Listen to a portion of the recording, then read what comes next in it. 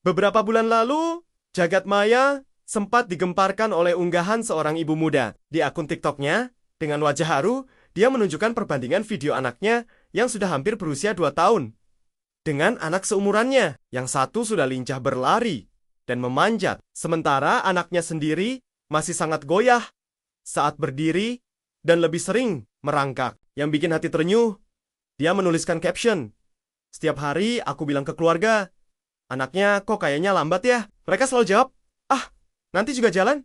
Anakku dulu juga lambat, aku percaya saja." Sampai akhirnya, aku bandingkan dengan yang lain. Dan sekarang, kami harus menjalani terapi intensif.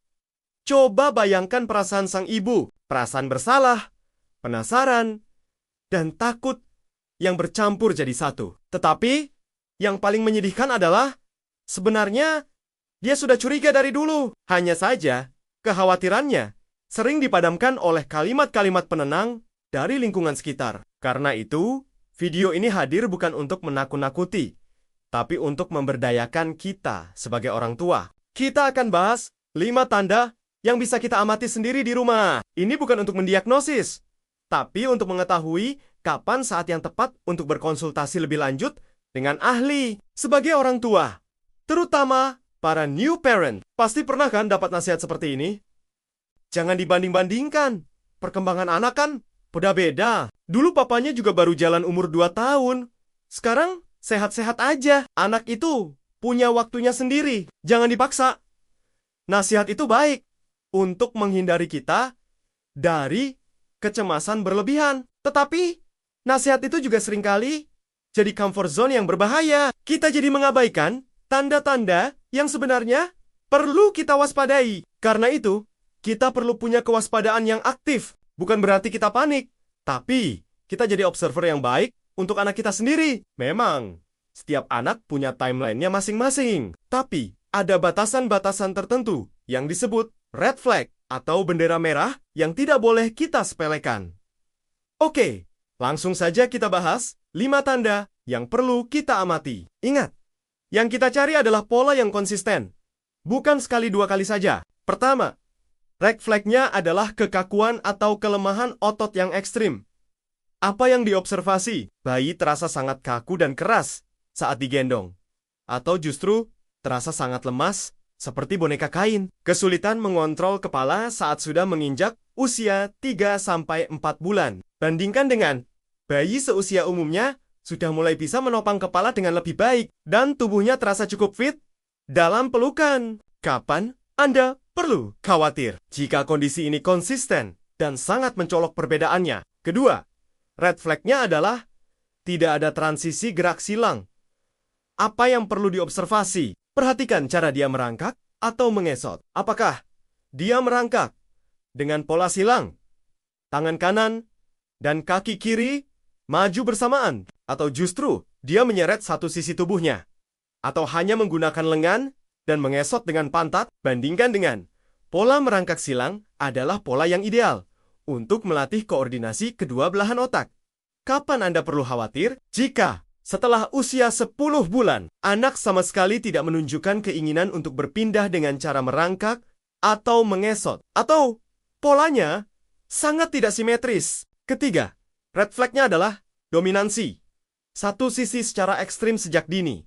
Apa yang perlu Anda diobservasi? Sebelum usia 1,5 tahun, anak sudah menunjukkan preferensi yang sangat kuat untuk hanya menggunakan satu tangan kanan atau kiri untuk mengambil mainan atau makan. Tangan yang satunya seolah lumpuh dan tidak aktif. Bandingkan dengan bayi dan batita. Normalnya masih menggunakan kedua tangannya secara bergantian. Dominasi tangan baru benar-benar jelas setelah usia 2 tahun.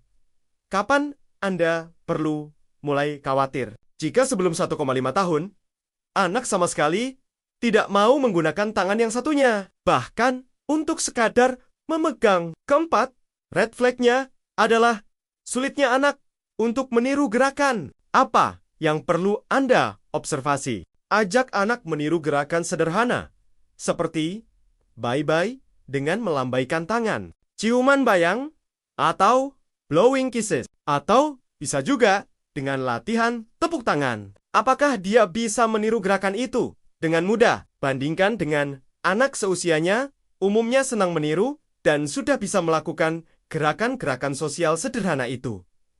Kapan Anda perlu mulai khawatir? Jika hingga usia 18 bulan, anak masih sangat sulit untuk meniru gerakan yang kita contohkan. Padahal, kita sudah melatihnya berulang kali. Kelima, red flag-nya adalah hilangnya kemampuan yang sudah diperoleh. Apa yang perlu Anda observasi? Ini yang paling krusial. Anak sudah bisa jalan beberapa langkah, tapi tiba-tiba tidak bisa lagi dan kembali merangkak untuk waktu yang lama. Atau sudah bisa bertepuk tangan, lalu hilang kemampuannya. Bandingkan dengan perkembangan normal seharusnya maju, tidak mundur. Kemunduran adalah tanda yang paling serius. Kapan Anda perlu mulai khawatir? Segera, jika melihat tanda ini, konsultasi ke dokter anak atau ahli tumbuh kembang harus menjadi prioritas. Melihat satu atau dua tanda ini, bukan berarti kita harus langsung panik. Tetapi, ini adalah alarm untuk kita menjadi lebih peka. Karena itu, langkah yang paling bijak adalah: pertama, jadilah dokumentator. Rekam video aktivitas anak ketika kita curiga ada sesuatu yang berbeda. Kedua, jadilah pencatat. Catat milestone-nya. Jangan mengandalkan ingatan saja. Ketiga, percaya pada insting. Jika hati kecil kita sebagai orang tua merasa ada yang tidak beres, jangan ragu untuk mencari second opinion.